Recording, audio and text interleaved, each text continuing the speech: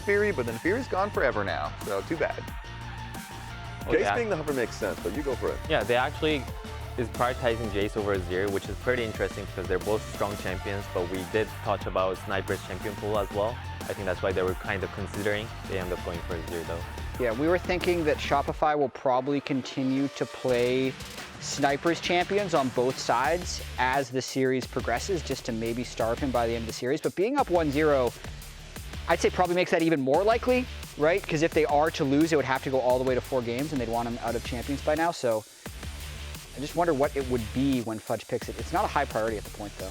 Yeah, I was thinking about maybe AD carry being the priority pick, so like Lucian being picked is interesting, even with the nerfs in tow, because like Varus would have been highest prio, 8th banned, so interesting to see the Lucian picks. What is your take on it? Because he got nerfed on his E, on his dash. But I think Lucian, with especially with something like Nami and Milio, is still a really strong lane bully champions. Once you're kind of out of control in the early game, you kind of just take over the game and you can kind of end the game really fast. Yeah. So I like that kind of aggressiveness, but from the game 1, I feel like it kind of lacks their late game champion. Okay, Annie into Azir. Thoughts, Huhi? Annie into Azir, like I said, top Annie? yeah, I think they're kind of like all leaning on the early skirmishes. They kind of want to take control in the early game. I think they already picked Annie and Lucian to kind of do that into Azir. So I think they just have to play more like aggressive champion to really like go with that plan. Yeah, I feel like if you're playing Annie into Azir, then you're like, come, need ganks, need ganks, need ganks now, please. You need things to happen fast. Yeah. Especially with the Sejuani being picked, I wonder what Contractz is going to go for. I was thinking, like, some of his best picks that I loved is like the Diego. And if you have this much burst coming in from like Lucian and Annie, it could work here. But we'll have to see how the rest of the draft plays out, because they're going to get outscaled. Yeah, I think Sniper should probably lock in the Renekton here. Yeah, that makes a lot of sense as a blind pick, especially with Gnar being Fearless banned from game 1 as a counter pick. This would push Fudge towards wanting to go Sion, I would think. But do they want to grab the Nami/Milio now before they get banned out? They probably should. In the second rounds, because I mean, Lucian has 2 amazing partners, and then there are some other good partners, but they're just not quite the same. Like LCK does play them with like Braum and like the Nautilus, like some CC champions. So I do think they're going for that route. So we have a Trundle. Yeah. Explain that to me. I mean, into Sejuani has always been super high prio pick, you know, be able to ult a Sejuani. Sejuani probably won't go after Shock now that they have a Trundle on the other side, but still super good value with the passive. It's like just an old counter. Like Contractz has been playing for a while now. Like when Trundle and Sejuani was a meta, like he used to be a Trundle player too back then. So I just feel like he can just always pull up those champions like from his pocket, which is really nice for the Fearless. Yeah, speaking of you playing with Contractz and Palafox, but also playing with River and FBI, you have 2 players on each team. I know you already predicted that 100 Thieves would win the series, but who do you want to win the series? I mean, I have better memories. Like we've won more. We've won some championship with River and FBI. So you know, I guess my heart goes towards them a little more. But I definitely like both players on both teams. So may the best win. Yeah, that's understandable. You know, like he's got some. There's a nice political answer. Very well done. Very well crafted. It feels way better. Yes. True. Respectful. True. About the Trundle also though, got a while ago, got some really nice buffs to the cooldown for the pillar. And if you can have good pillar timings, it can actually screw over Azir a decent amount as well, really mess up their backline. I'm actually excited to see them play this out, because otherwise, Shopify are fairly short range right now. That's what I'm looking at. They're gonna have to make some really explosive engages. Ooh. Split push. Gonna be seeing the Yorick here. I remember seeing Sniper stream, I want to say like a couple weeks ago, and he was very confident with the Renekton versus Yorick. Talking about how he feels like he scales into the matchup quite well. So this is gonna be something that he should be pretty happy about. When I see this matchup play out, I feel like the onus is on the Renekton to punish early, because the Yorick has a massive amount of sustain with his Q and will scale pretty well. So, I mean, that's going to be where they have to play through. They're going to have to play through Sniper in the top lane. Otherwise, I think Fudge will be a problem. It's such a weird contrast with the Lucian Annie for the early game, but then they have this Trundle Yorick in jungle topside. Yeah, and I feel like I don't like that how they have like still really little engage compared to like a Azir comp. Yeah, and there's Milio. I mean, it's all an Annie. Palafox has to do all the engage. Yeah, it's going to be a lot on Palafox's shoulder and also a lot in Bvoy's shoulder to kind of walk up, being willing to take trades and chunk enemies. Okay, that's it here from the Lounge. Casters takes in a game. What do you think of the draft? All right, thank you very much, Lounge. I want to immediately get into this because, Azael, you and I have been talking about this Milio pick and feeling like there should have been way more focus on this. Yeah, I'm just honestly really surprised that when you have Sejuani, Renekton, like two champions that are very easily answered, by the Milio, especially Sejuani, throwing out the ulti, that's such an easy one for Milio, that you're banning Jason instead of Milio. Like, I was really, really surprised. I thought when they went Trundle on 3, it was like a guaranteed ban with what 100 Thieves had drafted, because I think Milio is an incredible pick into basically everything they have, and such an easy answer for the CC that's going to be coming out. Yeah, I mean, I think I was surprised they didn't pick it earlier in the draft as well. I'm surprised they saved it to R5, and then I agree with you, saving those 2 4-5 bans on blue for topside champs that presumably Sniper does not want to face. All right, non-subscribers, we'll see you in 30 seconds. For everybody else, this one's going to be a bit of a different look. Last time around, Bvoy was playing a champion who wants to play slow, slower, slowest, so slow you can't finish another suffix on the word. That is how Senna plays the game. This time around, on the opposite, with the Lucian, you've got to be fast, you've got to be aggressive. You pick this champion to min-max your spacing and really show off that you've got that 600 APM hands that every AD carry wants to play for. Yeah, and we'll see if he's going to be able to kind of flip that switch. It's definitely looking like on the left side of your screen, the most standard of standard comps. And then on the right side, it's kind of like the island of misfit toys. Wacky right? bonanza. Yeah, exactly. You got Yorick, you got Yannick the Ghost Man up in the top lane. Yeah. You got Trundle. So it'll be interesting to see how it goes. I do think that Yorick is an absolutely fine matchup into the Renekton. That being said, he doesn't really care about the cage whatsoever. And Trundle, obviously, this is that classic matchup into the Sejuani. River, is going to go phase rush and, of course, not be playing Aftershock because that would just make it even easier. But you can ult when he has that passive up and steal so much of his resistances. Exactly. For anybody that hasn't seen this matchup in a long time, that's the whole focus of it. If you have Arctic Armor and Aftershock and they both get sapped by the Subjugate, then all of a sudden you're in negative resists as something that's supposed to be one of the hyper tanks in League of Legends. But it doesn't look like we'll get anything crazy here at level 1 this game. So let's go ahead and toss to Raz, who's standing by for an interview with Golden Glue. That's right. Thanks for taking the interview. First question that I have for you is just like, after last game, what are some points that you guys can improve on? Because it was just a back-and-forth team fight fest. Yeah, I mean, last game was an absolute slugfest. I kind of thought it was going to be like that going into it. I think one of the big takeaways we had from last game is to not be too rushed on the objectives. I think the Opticon, we definitely could have contested and snowballed from that position. And also, I think the other big one is just we got caught late game, and we didn't really have a late game team fight. So just making sure we're thinking one more time about protecting our carries and make sure we're not overstepping and going too deep. That makes sense to me. Looking at the composition from Shopify Rebellion, you got a Trundle, a lot of burst. Any thoughts on the comp overall? I mean, I think we've got the classic stage comp. We've got Azir, Xayah, Rakan, and then we've got, Sejuani as control jungle. I mean, I think they have to kind of make something happen with the Annie pick into Azir. So I think they're more pressure to try to snowball while we're just kind of scaling, pistoling. True. I appreciate the time. I'm going to send this one straight back to the casters. It is always interesting to hear what the coaches think after a long game like that, but Sniper could be in some trouble here. Yeah, he just saves Pillar.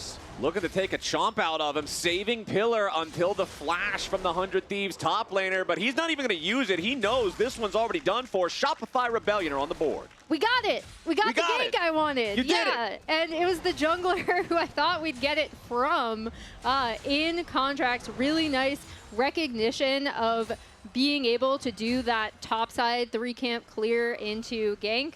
And here we see that's going to set Fudge into a good position. And we have Fudge's message from an NA Men interview. Will you read that for us, Emily? Am I allowed to swear? Oh, sure.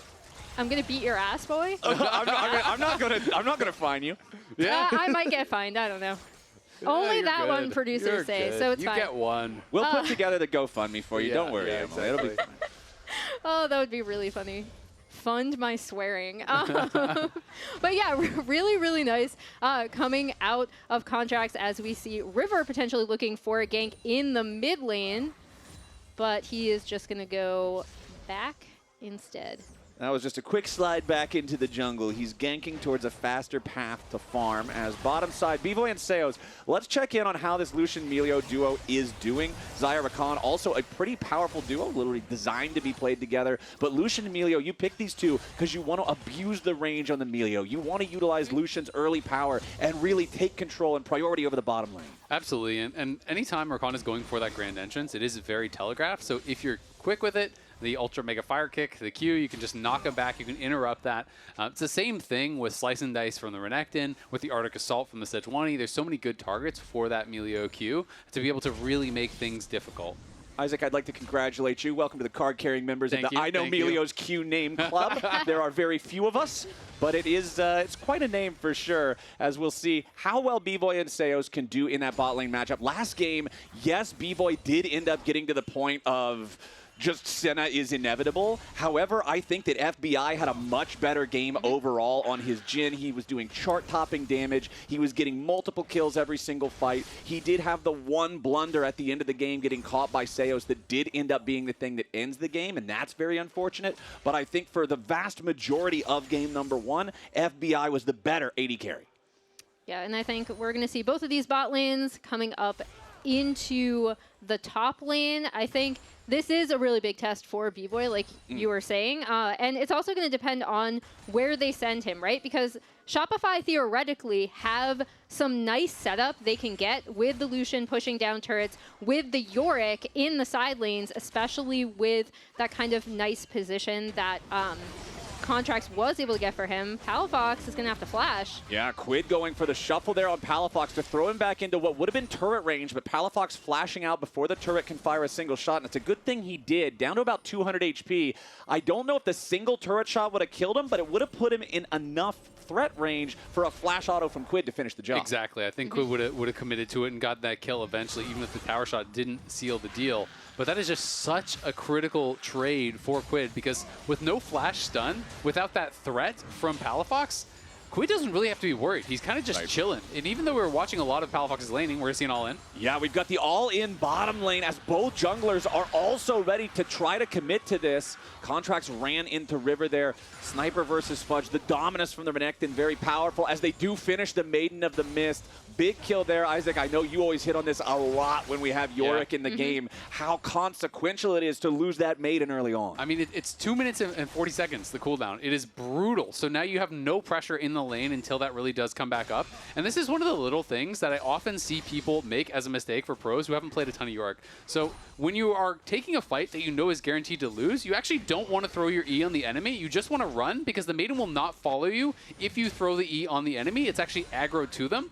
So that's why when Fudge starts retreating and he's kind of fighting back, the Maiden is still staying out there and then ends up getting picked off. So sometimes in these situations it feels counterintuitive, but if you know it is just a hard losing fight where you're going to have to back off anyway, you don't want to use the E, let the Maiden retreat with you, base, and then the Maiden will stay alive and live to fight another day. Yep, and so we'll see now. They're both going to be going back on the bot side. I am curious to see about this initial grub setup and just objective setups in general, because it did feel like outside of kind of one attempt at the first Drake, 100 Thieves were really late to a lot of these objective setups, and even when they did win the fights, it was that early Drake stacking, right? Like it was that those objectives taken by Shopify that really allowed them to scale up, especially in a game that was so back and forth with fights. All right, Bvoy and Seos still level 5 on both of them, but about to hit level 6, which are pretty massive ultimates for both the Lucian and the Milio, as 100 Thieves are going to head up towards this top side river. You do have the grubs now spawned as of 15 seconds ago, but Shopify Rebellion are not willing to let it go. Remember that Contractz is ulti specifically ready to counter River. The teleport is available for Sniper, but not for Fudge. This is a pretty big deal if one of those top laners gets involved and the other one cannot follow. But the first grub has already gone the way of the Rebels. Second grub going to do the same as they're trying to... You can see them just scrambling a little bit further, slowly inching their way away from the pit, as now they will commit enough to secure that third and final grub, just like in game number 1. But now they're trying to avoid the consequence from game number 1, because remember, this was the fight where they really ended up getting punished. They ended up having some troubles here. They're going to get away now. Yep, going to be able to get away. Pretty happy about that, you have to think. I'm a little bit surprised that they weren't willing to actually commit the teleport from Sniper and try to punish there. But I guess they were just worried about how much damage Yorick could get done on the tower. They don't want to give him too many plates. They want to keep Sniper in a winning position in his 1v1. And I think that's reasonable as well, because Yorick really doesn't do anything if he's not winning side lanes. So sometimes it's better to just keep pounding in that 1v1. Ooh, Palafox getting dove. Nice engage coming out from River, but it's not enough to immediately get the kill. Palafox still tries to escape, but because the flash was still down from the earlier play from Quid, there's no way out for Palafox. 100 Thieves makes their way to the board. Really nice recognition from River when he can go in. They can make a play, end up killing the Annie. Back to Azael's point from previously, I also think it should be really interesting because it was Shopify that did end up getting those 3 grubs, right? So it's going to be them with the might, and combined with the split pushing power of Yorick, they do have the potential for a really, really threatening split push. Absolutely, as long as he can get to that tower, right? Which makes winning the 1v1 even more important for Sniper. So, you know, he may just decide to kind of really commit to his game and playing for himself to make sure that he's always in that winning position against Fudge. Okay, Quid going in again. The pressure onto Palafox is the play for game number 2 from 100 Thieves. Wanting to get Quid ahead, wanting to have this all-pro mid laner be in a position where he can control the game. Absolutely, and it's also, we even heard from Golden Glue, you know, the pressure is kind of more on Palafox to be able to make things happen on this Annie. If the Azir that outscales you is already ahead, he is just in a really good position. All right, well, the Infernal Drake goes over to Shopify, and honestly, it's a pretty similar situation to what we saw in game number 1, because it's a slow first Drake, but it's Shopify Rebellion with control over the neutral objectives in their entirety early on. And you can see the Fudge up towards that top side. Obviously, he invested in the early Bramble Vest, wanted some anti-healing, wanted some armor. I don't love Bramble Vest against Renekton because you're mostly just healing with that Q and you're not actually always applying that auto first. But that being said, it is going to be a lot of gold that is not doing anything against this Azir. So I think that's why they're kind of sending Quid up towards that top side now. Quid is going to be there to answer him. Wow, Sniper with a flash back in after Palafox forces the flash out of the Annie again. Palafox thought he was safe enough, stunning the Crocodile and stepping away. But Sniper with a full commit guarantees that not only does Palafox once again no longer have his big engage mechanism with the flash, he loses the Tibbers defensively as well, and he's in no shape to stick around and try to defend the tier 1 turret. That's a couple plates for Sniper.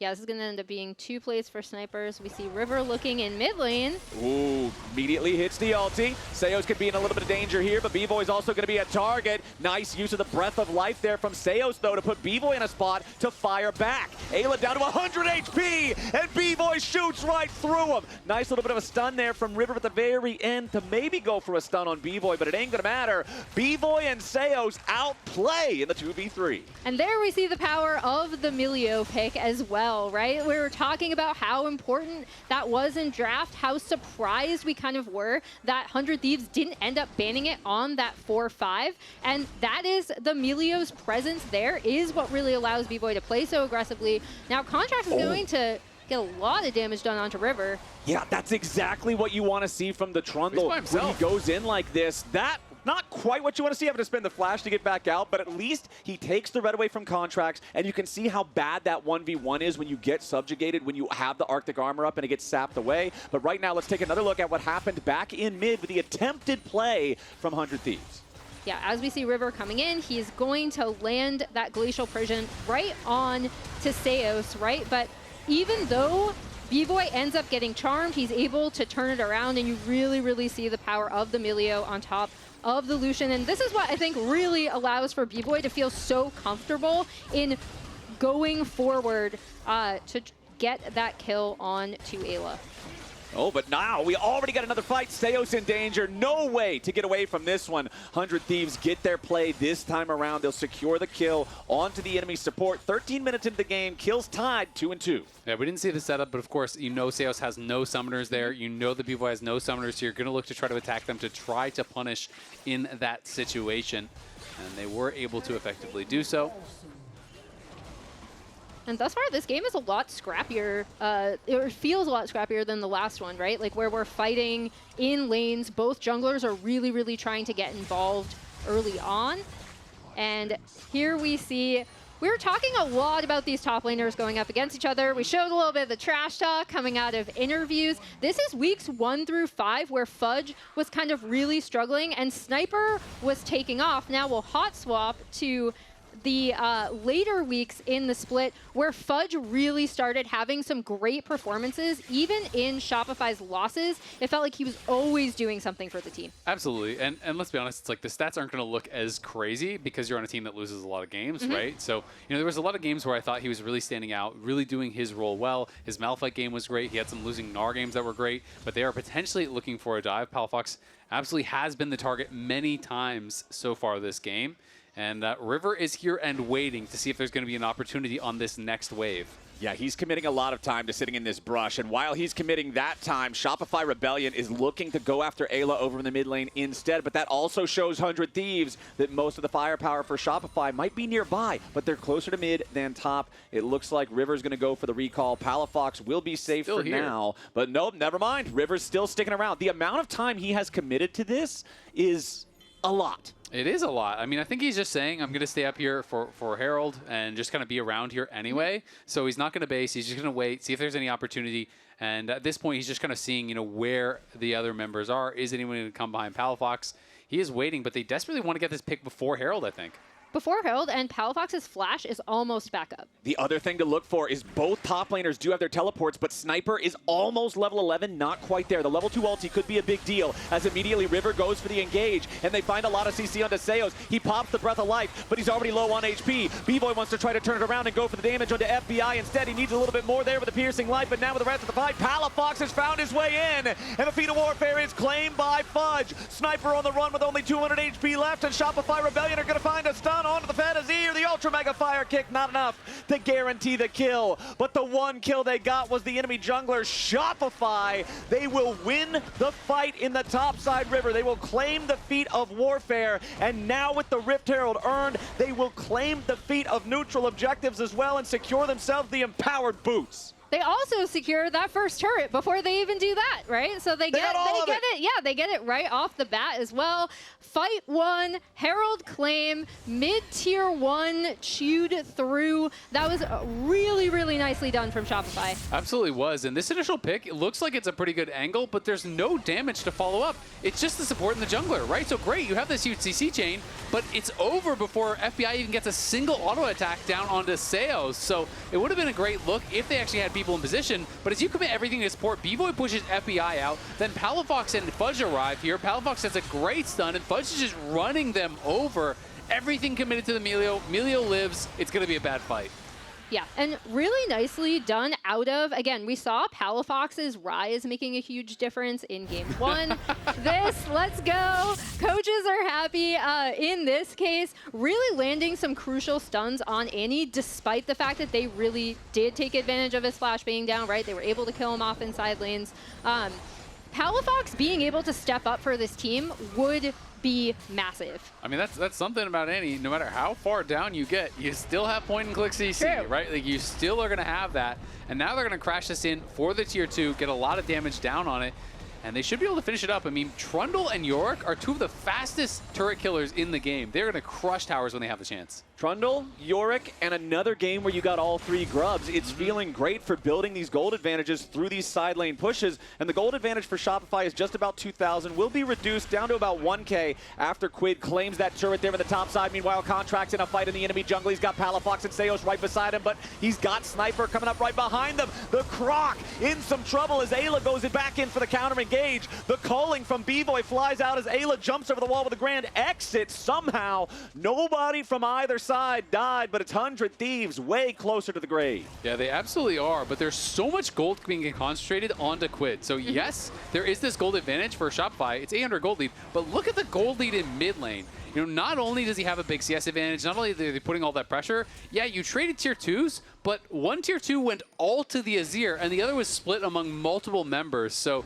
he already has that early Rylai's done. He's on 2 items incredibly fast here, and he is going to have the opportunity to carry this game. A lot of pressure is going to be on his shoulders. Yeah, absolutely, especially with, like you said, the trade that happened with them funneling all this gold into him, it was actually really crucial that 100 Thieves were able to get out of that fight with no one going down.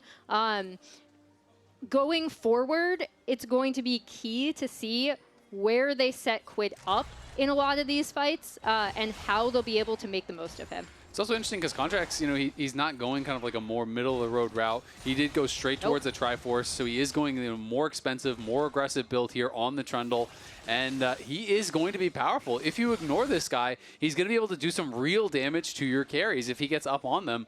And like I said, if he shows up in an opportunity, you know, if Fudge and Contractz ever kill someone off in a side lane, they can just take your base. Like, they are going to crush the towers so incredibly fast. So Contractz has an opportunity here to really put on some pressure, looking like he's going dead man second, and he'll have the opportunity to try to carry himself as well. And just as you're saying that, he is going to be able to take down this tier 1 topside turret really easily. Nothing Sniper can do about that.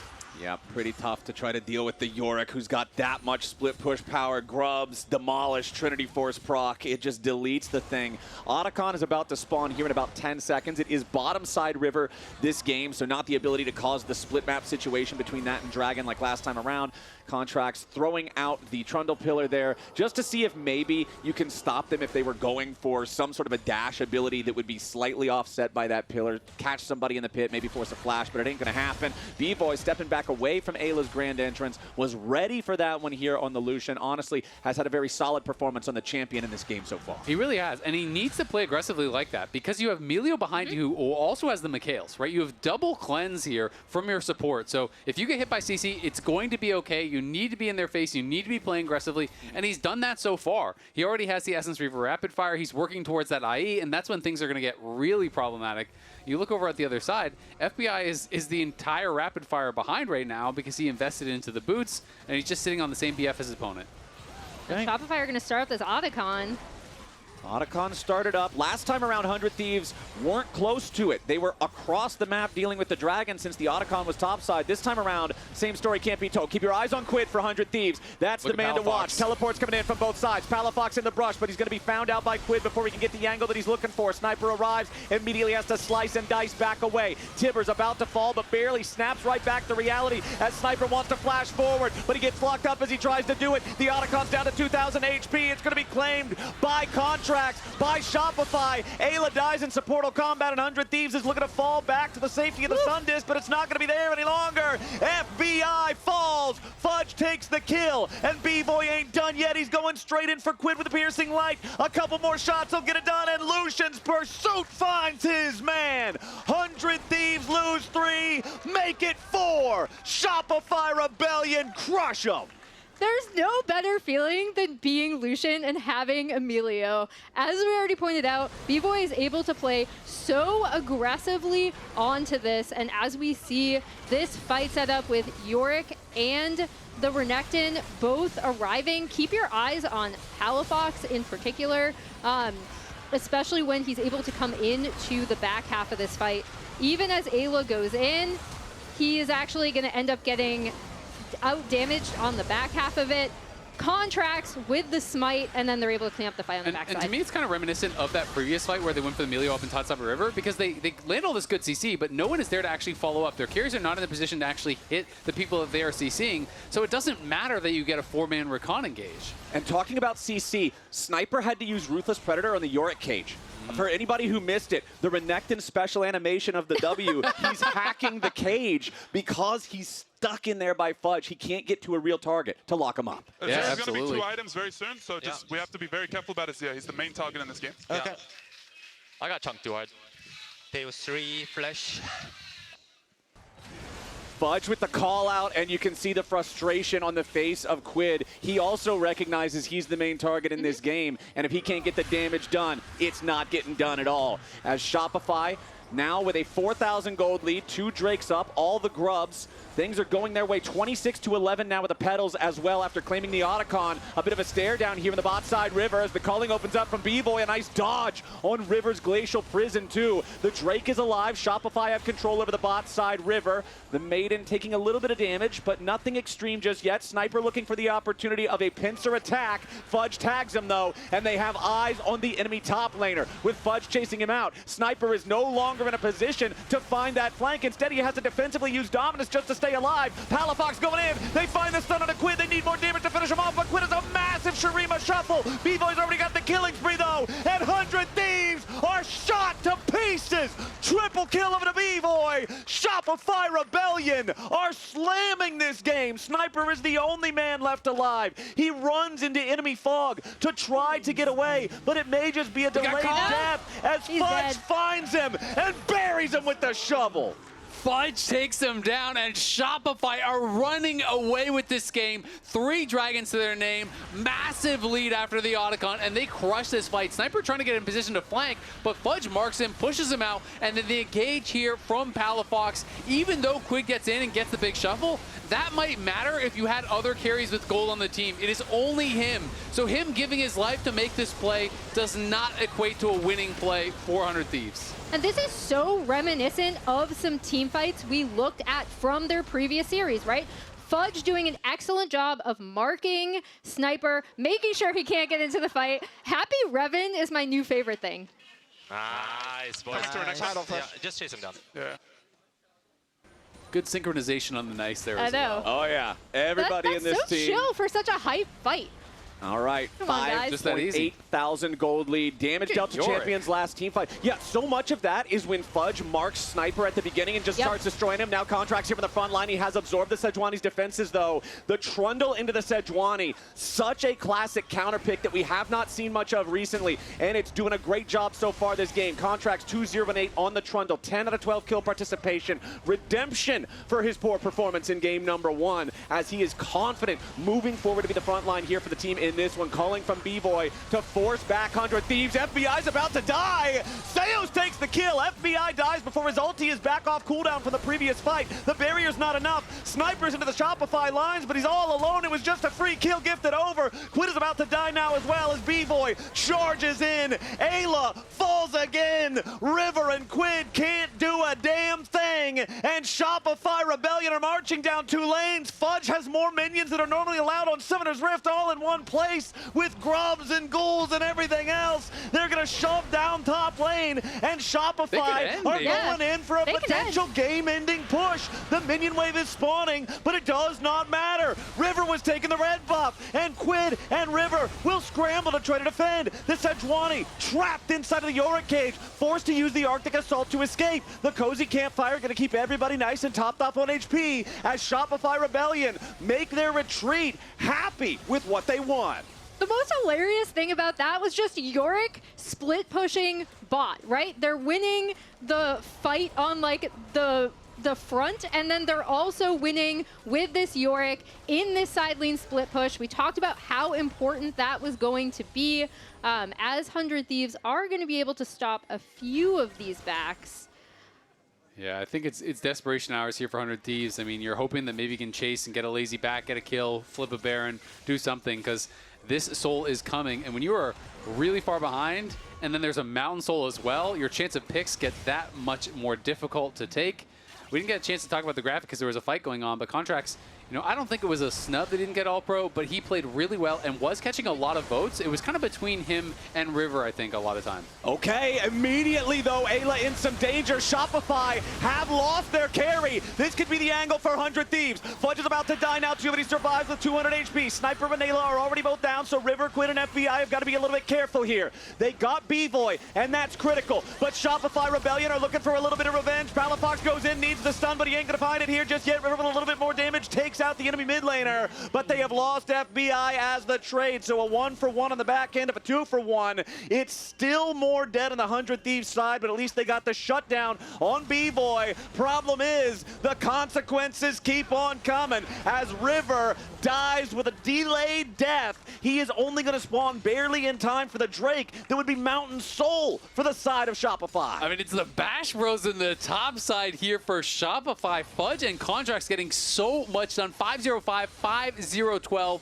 Both monstrously ahead. Look at the combined gold lead on the top side right now. That is ridiculous. They're nearly a combined 8,000 gold ahead, just those two players.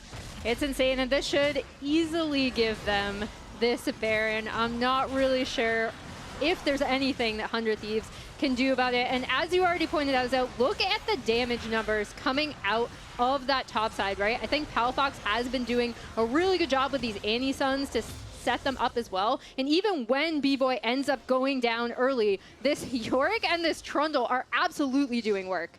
Fudge going right back to where he belongs, marching down the side lane on the Yorick, causing a problem. Everyone else will take the opportunity to set up their positions closer to the bottom side river. This is a Mountain Soul if it is secured by Shopify Rebellion. They have secured all 3 Drakes thus far, and nobody on 100 Thieves is going to stick around to do anything about it right now as Quid and Eyla try to fight in the 2v1, make it a 3v1 against Fudge. Finally, the Yorick has overextended. They will get the punish. They will get the first kill on Fudge this game from a shutdown of 1,000 gold, but it costs a Mountain Soul. Yeah, I was going to say, has he overextended? Because that is what allows Shopify to get this Mountain Soul, right? I don't think they care as much about Yorick going down when it means they get Mountain Soul. That makes it infinitely more difficult for this 100 Thieves squad to be able to do damage. We do see that death cap coming in now for Quid with this 3.3k gold lead. He is kind of their last hope in trying to get a setup for him. But Shopify have done a really great job of isolating him, making sure he can't get enough damage, saving the Annie stun to make sure he's at least chased out of the fight. It's going to be really difficult now with Mountain Soul on Shopify. It's going to be even more difficult if Azir gets caught. Luckily for Quid, he can scurry out of there in time. But Contractz and Palafox looking for more opportunities. Yeah. We've got a TP from 100 Thieves, but can they collapse in time? Everybody else from Shopify is showing up to try to help. And meanwhile, it's River who's been caught out himself. Bvoy continues shooting at him. Seos uses the Mikhails immediately to pop one of those CCs as the next one flies out. There's no punish for the side of 100 Thieves. Now Sniper's teleport is down. We've still got the super minions marching down the top lane as 100 Thieves will try to take whatever's left in their jungle and retreat before Shopify steal it away. And sure, Quid has his teleport. He can answer the minions top, but he's kind of needs to be with the team. He's the only person who can do anything. And he has that death cap. He's on 3 items. I'm going to call it 3.5 items because he's going 2 directions. But Quid is really strong, but he doesn't have a lot of help right now. FBI slowly but surely is building up his items, is on 3 with the IE now, so maybe that will give them some sort of an in if they can find that perfect fight.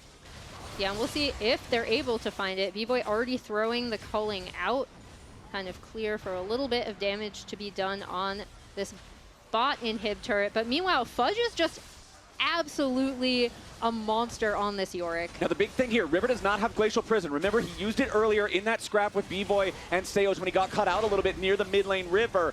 As we do have the mid lane inhibitor now destroyed. Bottom lane tier 3 turret about to fall now. 100 Thieves still don't have their engage button. River's still got a few more seconds to go, and it means they don't have any chance to try to stop the Rebels. Shopify are going to claim the bot lane inhib. Fudge is going to retake the top inhib as soon as it respawns, and it's now double super minions, every lane, every wave that 100 Thieves have to try to deal with. They're going to take up a defensive posture. They've only got one team fight left. If they lose it, they're out of this game, and Shopify will move up to a 2-0 lead. Maiden going to tank a lot of damage here at the very beginning. Only the one Nexus turret still standing here to try to stop Shopify Rebellion as River on the front line gets a chomp taken out of him, but no commit from Shopify here just yet.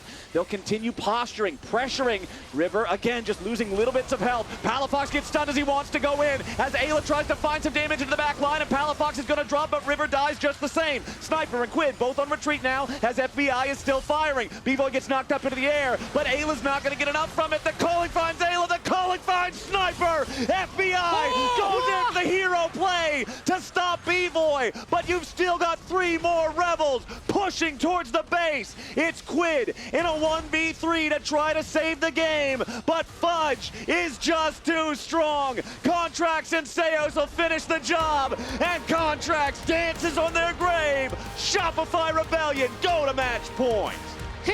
congrats to Shopify. I mean, that was really, really excellent use, recognizing they wanted to get this Yorick ahead. They wanted to get in an early position. From that initial 3-camp gank from Contractz, you really saw that even though we called this team comp the island of misfits toys, they piloted it so well. Shopify get it done not once, but twice in a row now. Let's head on over to the LTA Lounge to break that one down.